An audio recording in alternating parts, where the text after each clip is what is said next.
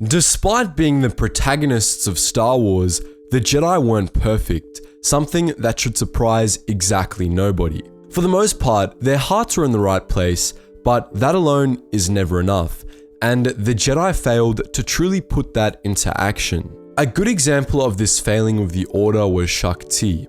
Shaak Ti was a great Jedi, don't get me wrong. She understood the way of the light and her intentions were pure. But she ultimately failed repeatedly, and it hurt both the Jedi Order and the galaxy as a whole.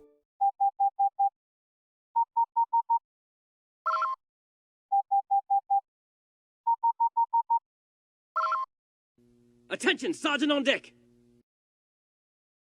Shaak Ti was a Togruta from the planet Geetsly, a Jedi consular who chose to train her first Padawan on her homeworld instead of on Coruscant. From the beginning, she was haunted by failure.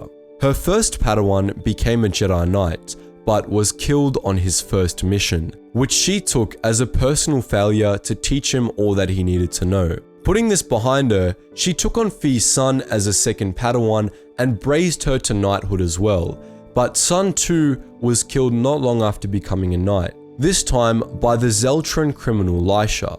Ti took it upon herself to bring Lisha to justice, which she did, but she was able to remain detached enough to move past the deaths of both her students. After the death of Yaddle in 25 BBY, Shaak Ti became a member of the Jedi Council, just in time for the Separatist crisis. Shaak Ti was one of the relatively small number of Jedi that survived the Battle of Geonosis, and she took on a role in the Clone Wars almost immediately.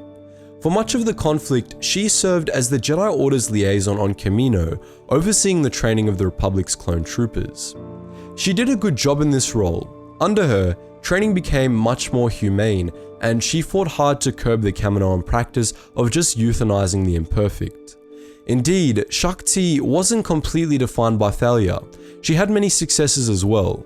In particular, Shaak Ti was instrumental in the Republic's victory in 2 of the 3 separatist attacks on Kamino. In both the first and second battles, she commanded the last line of defense in the command center in Topoka City. In the first battle, as separatist forces came close to penetrating the command center, it was Shaak Ti who ordered the release of ARC troopers, a move that allowed the Republic to push the Confederacy back and win the battle, without which Topoka City may well have been destroyed. She played a similar role in the second battle and coordinated the Republic's defense, allowing once more for Topoka City to survive. One of Shaak Ti's most influential successes was the Battle of Brental 4.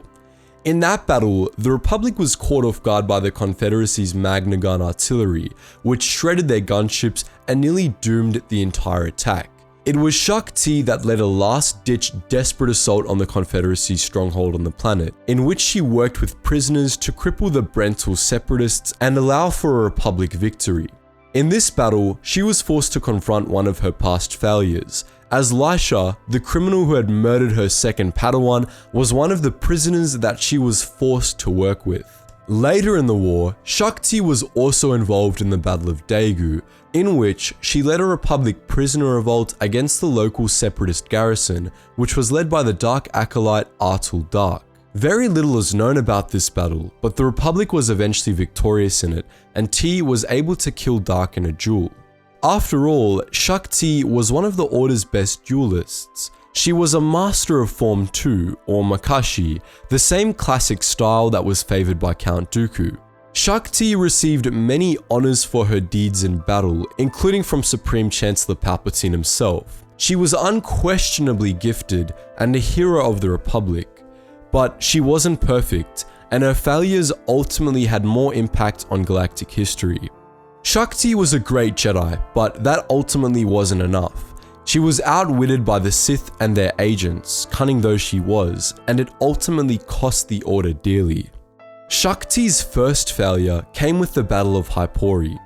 That battle, as we know, was an absolute disaster for the Republic, thanks primarily to the work of General Grievous. Ti was one of 7 Jedi that was assigned to lead the assault on Hypori, but their attack almost immediately met with disaster, as their fleet dropped out of hyperspace right into a cluster of orbital mines. The survivors of this part of the battle crashed to the planet's surface and were forced to regroup around the ruins of their destroyed assault ships. Ti and the other Jedi failed twofold in this battle. First and foremost, they failed to save their men. Grievous and his troops absolutely slaughtered them, and only the Jedi survived the initial onslaught. Secondly, they failed to kill Grievous when he chose to engage them in single combat. There were 6 Jedi present when Grievous attacked, and if they prepared better, they might have stood a chance at stopping him then and there, but they didn't. Grievous killed 2 of his opponents and severely wounded the others. Shaak Ti barely survived the encounter thanks to the timely arrival of the Munilans 10. She also failed to prevent Order 66 before it happened. She was on Kamino when Tup was sent there from Ringo Vinda after having a chip malfunction, and this put her in the position to work with Fives and uncover the conspiracy before Palpatine was able to execute it. But she didn't. She trusted the Kaminoans, and Fives' intensity put her off somewhat. She did intervene later in the arc, allowing Fives to get an audience with Supreme Chancellor Palpatine, but she remained naive in regards to the Kaminoans and did too little to help Fives. As a result, Palpatine and the Kaminoans were able to successfully keep the plot buried, and they used Ti to do so.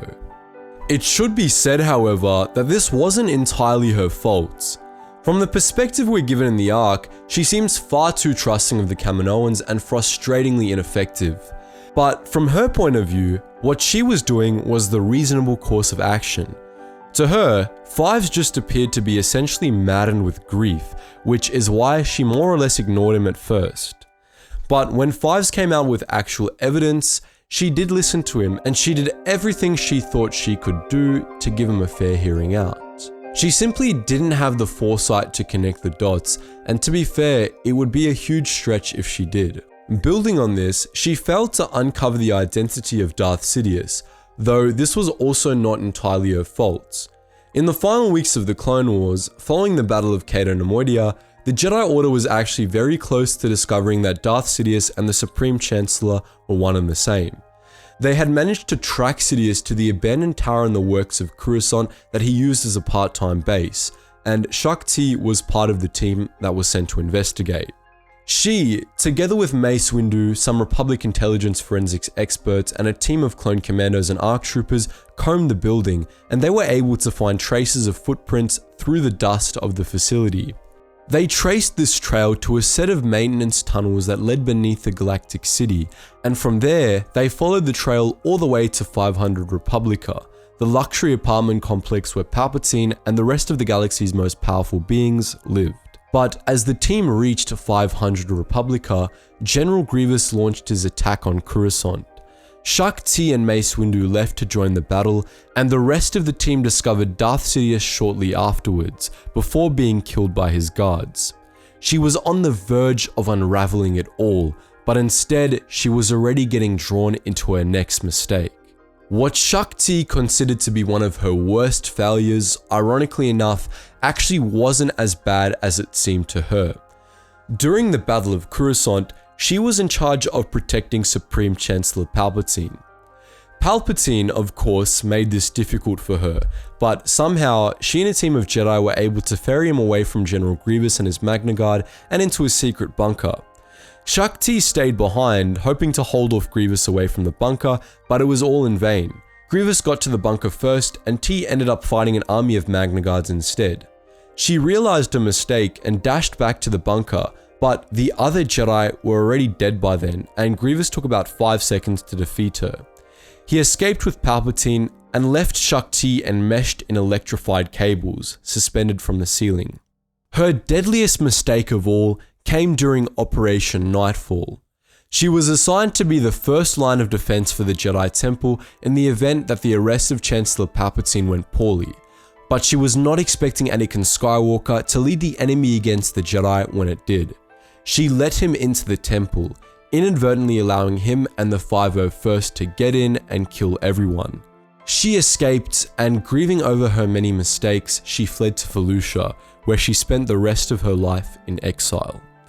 So that's the story of Shaak Ti, the great Jedi Master who ultimately made a whole lot of mistakes.